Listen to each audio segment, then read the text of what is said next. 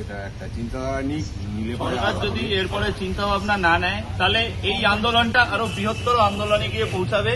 এরপরে আমরা এতটাই আন্দোলন করব যাতে এখানে না কোনো কাস্টমার এখানে গাড়ি নিয়ে যেতে পারবে, না কোনো গাড়ি এখানে লোকালে ঢুকতে পারবে।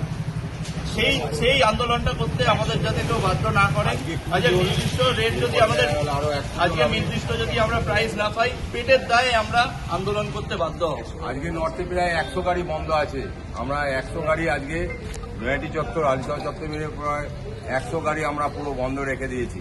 আমরা আজকে বেরাইনি। কোম্পানির কাছেও আমরা বলছি যাতে কোম্পানি আমাদের ব্যাপারটা বোঝার চেষ্টা করুক যে একটা ড্রাইভার গাড়ি কিনেছে, তারা ইএমআই 10 থেকে 15,000 ম্যাক্সিমাম সব গাড়িরই পড়ে।